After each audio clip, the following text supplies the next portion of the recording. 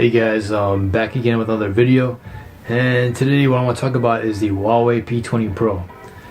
Now Huawei, we've heard about this company before. They've been on the news, and for not good reasons. Last February, a month ago, the US government issued a warning to all American consumers not to buy Huawei smartphones because they actually believe that Huawei is the official Chinese spying smartphone company. Now, I haven't heard about any evidence or anything about that, but the government, that's what they've said. So they're trying to tap into the US market. And for quite some time, these smartphone manufacturers, they've been giving us the same bullshit year after year. Slight improvements. And if you look at the iPhone 6 and the iPhone 8, it was basically the same design, just recycled over and over again.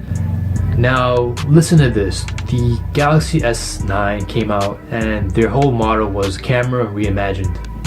Now, as a consumer, I'm thinking about, wow, they're about to give us something that's groundbreaking, something that we've never seen before.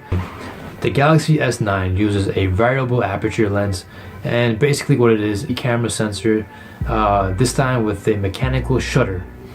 Now, this shutter is supposed to open up so it allows more light in. Now, here's the problem. When you have a light source and you bump it down the aperture to 1.7, the light source is going to be overexposed. When you have neon signs, street lights, car headlights driving by, it's going to be overexposed, and the picture is going to come out a little bit washed out around that little light source. So now, as a consumer, I'm going to have to deal with this. You're supposed to use software to fix the overexposure.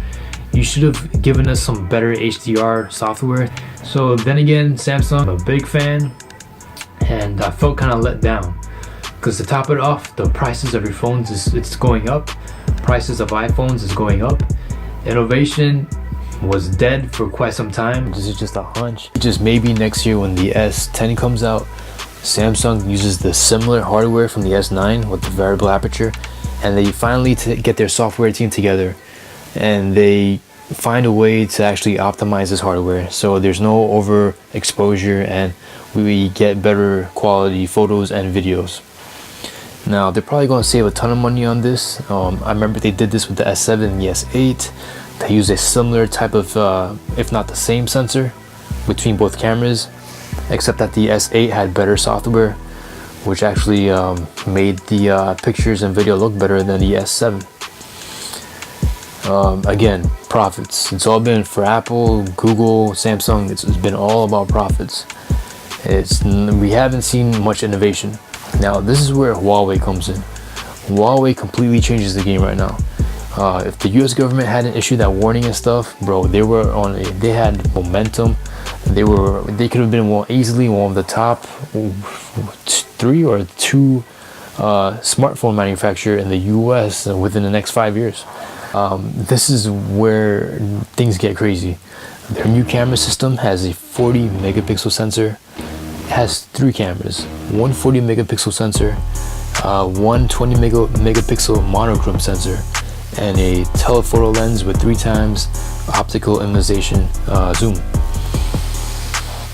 Listen to this. Now, we had a 41 megapixel sensor before, and that was with the Nokia Lumia 1020. That was released 5 years ago, and up until this day, that's still one of the best cameras you could find in a smartphone.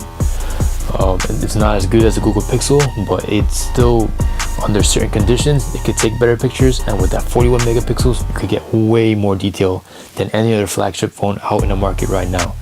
And why has anyone tried to use that same sensor or use a higher megapixel sensor? I have no idea, but Huawei actually came out and they actually gave us this 40 megapixel sensor, which takes out some amazing shots based on what I've seen so far. Is Apple, Google, is Samsung, are they going to step up their game? Or are they just going to continue to milk us as consumers? What's going to happen? Artificial intelligence software that Huawei has been developing, it completely blows out Apple, Samsung, and Google out the water. Now, this AI feature, it could actually identify the object and change the camera settings based on what the object is. So if you have a plate of food, it's going to change the settings so the food is more saturated and it looks better to the human eye. If you have a picture object of a human, it's probably going to change it to portrait mode. And so basically what the AI software does is that actually identifies the object and adjusts the settings so it gives the user the best picture possible. We've never seen this before. It's called innovation. To me, it's called innovation. I know Huawei actually copied the notch Apple had, but they have actually designed it better, and they've actually given you the option to actually hide the notch. So in terms of hardware and software, man, Huawei, they've exceeded my expectations, and they've actually created something that came close to my dream phone than any other smartphone company has done in the past 3 years. For the past 3 years, I don't know what you guys have been doing. The iPhone X, call it innovation if you want, but to me, it's they finally got OLED. How long have they had LCD? They've been milking us for quite some time. We gotta bring back that competition, and yo, these prices are getting insane. You know what? Hit me up in the comment section, man.